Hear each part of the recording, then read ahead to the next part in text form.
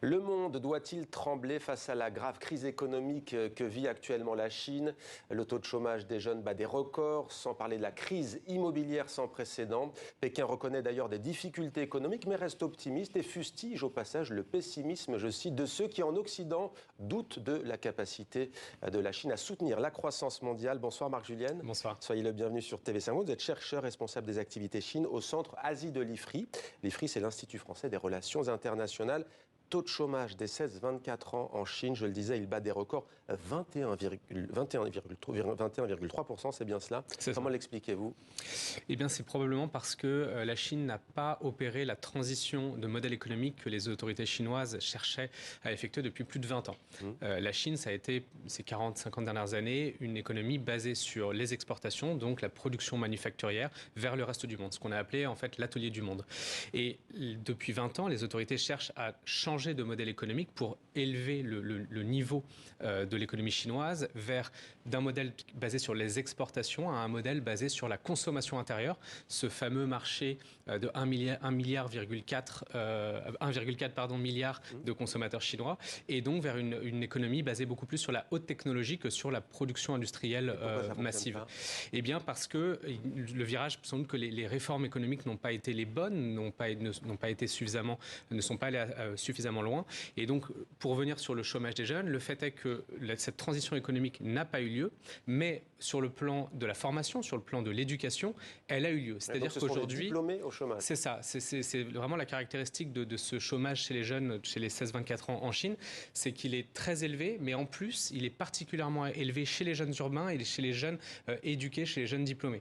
Parce que on forme des légions, je dirais, de jeunes diplômés qui sont formés pour aller vers le secteur tertiaire, vers les services, vers la haute technologie, etc.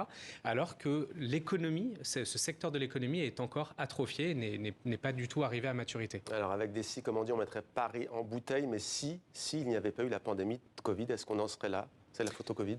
Non, le Covid finalement est un élément perturbateur, c'est un élément conjoncturel, mais en réalité cette dynamique elle était là depuis bien longtemps. C'est comme la dynamique démographique. On a vu qu'à partir de 2022, la Chine a commencé à perdre de sa population. La croissance démographique a cessé et maintenant on est dans une décroissance démographique. Alors là le Covid peut avoir un facteur à nouveau d'accélérateur, mais ce n'est pas l'élément fondateur en fait de ce changement, de cette perturbation à la fois démographique et aussi économique. Le fait est qu'il y avait des tendances lourdes. On va aussi parler de l'immobilier, où en fait il y a des crises qui sont là depuis des années, que les économistes d'ailleurs observent, les économistes qui observent la Chine voient et annoncent d'ailleurs depuis des années, comme la bulle immobilière.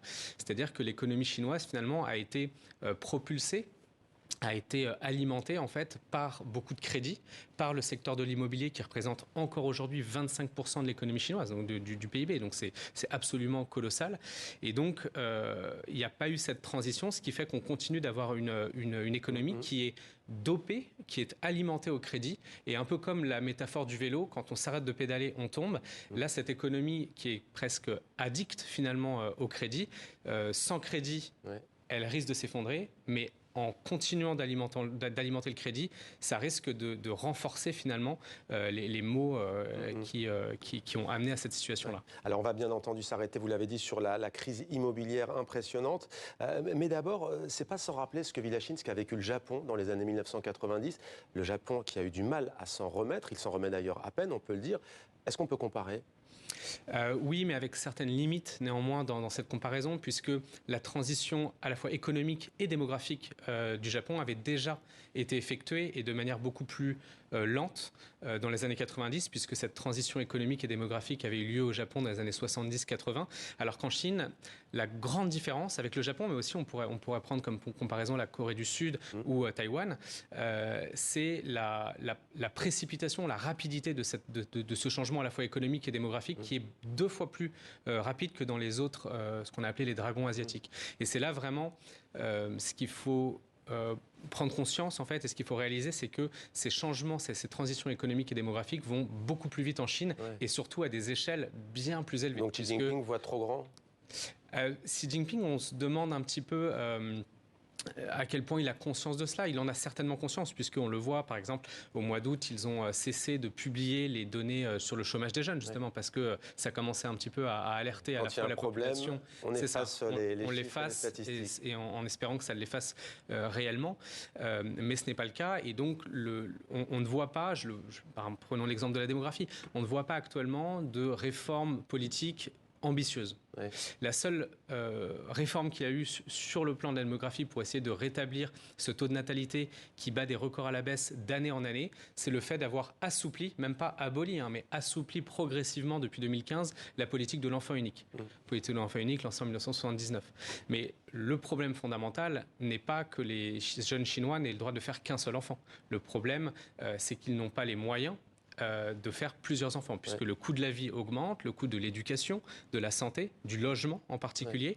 Et les femmes travaillent. Et les femmes travaillent, les femmes du coup privilégient leur carrière et donc cherchent, et les hommes aussi d'ailleurs, à faire des enfants le plus tard possible. Il n'y a pas de facteur immigration qui peut jouer? Pour le moment, absolument pas. Ça pourrait être une des réformes ambitieuses, on n'en voit pour le moment absolument pas poindre. Ouais. C'est quoi le taux de croissance de la Chine aujourd'hui? L'objectif pour 2023, c'est 5%. C'est pas tenable? Alors, des économistes et des grandes banques disent que c'est possible encore. On est au milieu de l'année, mais ce sera néanmoins difficile. Il y a aussi la question des chiffres que l'on a, que fournissent les autorités, avec justement des chiffres qui sont de plus en plus restreints dans ce que nous fournissent les autorités chinoises. En même temps, 5%, même 4 ou 3, certains pays en rêveraient, y compris en Europe. Pour la Chine, c'est quoi un bon taux de croissance? C'est l'inverse. En dessous de 5%, c'est très difficile pour l'économie chinoise. Il faut être... et donc, même si la Chine atteint ce taux de croissance à 5% en 2023, là, la plupart des économistes s'accordent pour dire qu'au-delà de 2023, il sera très très difficile d'atteindre ces taux-là. Et dans une économie, la Chine, où il y a des inégalités de développement extrêmement fortes entre, par exemple, les provinces du littoral et le centre ou l'ouest de la Chine. Il y a des inégalités de développement très très fortes et donc ce moteur-là, même à 3%, c'est une croissance qui est encore beaucoup trop faible pour un pays de la taille de la Chine. Alors la crise immobilière avec l'un des principaux promoteurs chinois qui est en faillite, il s'agit d'Evergrande qui a fait son retour en bourse aujourd'hui et disons-le, c'est catastrophique, moins 90%. Les créanciers, le vote d'ailleurs des créanciers sur le plan de restructuration à l'étude est reporté d'un mois. Un mot sur cette situation, comment a-t-on pu en arriver là? Parce que ce n'est pas le seul, il y en a un autre qui est sur le point de faire faillite. C'est au moins le troisième. Et encore, là, on parle vraiment des plus gros, vraiment des mastodontes de l'immobilier qui ne sont justement pas seulement présents dans l'immobilier, qui sont aussi présents dans le divertissement, dans l'hôtellerie, dans l'automobile, dans beaucoup d'autres secteurs. Et c'est là d'ailleurs qu'il y a un risque, c'est que si l'un s'effondre, c'est à la fois l'immobilier qui en prend un coup, mais c'est aussi d'autres secteurs. Donc il y a eu H&A, un mastodonte de l'immobilier en 2021, puis il y a eu Evergrande que vous venez de citer, et là au mois d'août, ce mois-ci, il y a eu le groupe Country Garden qui est également en déclaration de faillite. Donc ce qui s'est passé, c'est justement, je parlais tout à l'heure de l'addiction au crédit, ça a été le moteur de l'économie chinoise, l'immobilier. On construisait à tout va, notamment parce qu'il y avait une population aussi qui augmentait, donc c'était un peu logique en fait de construire plus de logements, mais ou les autorités en tout cas n'ont pas voulu voir toute la spéculation. C'est-à-dire qu'on ne construisait pas seulement des logements pour se loger, mais aussi pour placer de l'argent, puisque c'était en quelque sorte une valeur refuge, y compris pour les petits épargnants, d'acheter des appartements. Quoi, justement, ce sont des millions et des millions de Chinois lésés qui se retrouvent bafoués dans leurs droits. Ce sont aussi des villes fantômes que l'on voit fleurir. C'est ça, c'est-à-dire qu'on a construit des immeubles et des logements, non pas pour qu'ils soient habités, mais pour placer de l'argent. Le problème, c'est qu'en espérant que le prix du mètre carré, globalement, augmente. Le problème, c'est que là, aujourd'hui, il y a un effondrement, il y a une perte de confiance totale de la part, justement, des épargnants. Donc, il y a le risque inverse, c'est qu'il y ait un crack, et donc, du coup, que le prix du mètre carré s'effondre. On sait que, d'ailleurs, la population qui est en train de décroître ne va pas, il n'y aura jamais de population pour peupler ces différents logements ou ces villes fantômes. Et donc là, il y a un risque très fort et qui peut être systémique. Alors pour l'économie chinoise, pas forcément pour le reste de l'économie mondiale, mais en tout cas, c'est un risque très important pour l'économie chinoise. Justement, j'allais vous en parler. Est-ce qu'il y a un risque de crise mondiale? Vous dites que non, mais Joe Biden compare la situation en Chine à une bombe à retardement. C'est sûr que vu la taille de l'économie chinoise, vu les interdépendances entre l'économie américaine et l'économie chinoise, entre l'Union européenne d'ailleurs et l'économie chinoise, il y aurait, si la Chine tousse, c'est le monde qui s'enrhume. C'est-à-dire que s'il y a un problème, un crack économique important, une crise économique importante en Chine, il y aura nécessairement des conséquences sur le reste du monde. De là à dire que ce soit une crise, si on prend celle de 29 ou de 2008, c'est peut-être aller vite, parce que c'est encore de l'argent qui est très majoritairement chinois. Donc il y a peu de contamination comme la crise des subprimes de 2008 avec de l'argent qui est de toute nationalité éparpillé à travers le monde dans des produits financiers toxiques. Là, c'est un petit peu plus limité. Le fait est que c'est des pans entiers de l'industrie chinoise qui peuvent s'effondrer. C'est intéressant, vous avez cité l'interconnexion, la corrélation avec les économies européennes, chinoises, américaines et chinoises. Mais il y a eu l'élargissement du BRICS, cette organisation qui regroupe le Brésil, l'Inde, la Chine, l'Afrique du Sud notamment. L'Égypte désormais en fait partie, l'Iran, l'Arabie Saoudite également, on peut la citer. L'Arabie Saoudite d'ailleurs qui renforce ses liens avec la Chine. Le yuan, c'est possible pour acheter du pétrole ? Ça peut faire mal aux États-Unis dans la bataille qui est engagée ? Ça peut faire mal, mais je ne suis pas certain que la Chine soit totalement prête à aller trop loin dans l'internationalisation du yuan, puisque la Chine aujourd'hui est une économie extrêmement centralisée. Donc c'est la Chine qui décide de tout. Il y a un secteur public qui est massif et donc la Chine veut absolument contrôler sa monnaie, absolument. C'est pour ça par exemple une petite anecdote, c'est que le Bitcoin est interdit en Chine puisque c'est une monnaie parallèle incontrôlable que la population, que les citoyens peuvent miner soi-même. Donc ça, c'est absolument interdit. La Chine a mis en place un yuan numérique qu'il peut contrôler.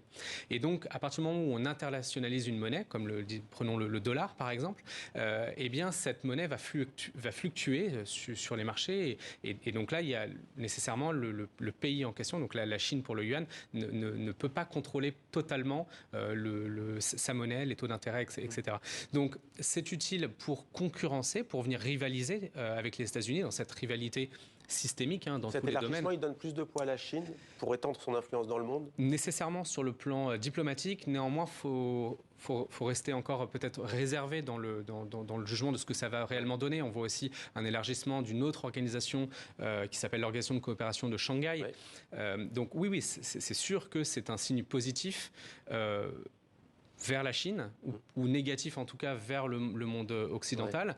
Néanmoins, c'est des pays, il faut le rappeler, qui ont énormément de dissensions, énormément de divergences entre eux, qui ont des profils économiques totalement différents. C'est pas idyllique. Et voilà. Et alors, un dernier mot, 40 secondes, sur justement la Chine et les États-Unis qui s'entendent, on l'apprend aujourd'hui, pour créer un groupe de travail sur les questions commerciales. C'est ce qu'affirme le gouvernement américain. C'est quoi ? Ça pourrait être quoi ? On va voir, puisque les relations entre les États-Unis et la Chine, d'ailleurs des mots même officiels des autorités chinoises, sont au plus bas depuis l'établissement des relations diplomatiques en 1979. Donc on voit de part et d'autre, surtout du côté américain quand même, une volonté très forte de renouer le dialogue avec la Chine. C'est pour ça qu'on a vu défiler, je crois que c'est la 4e très haute officielle américaine à se rendre à Pékin.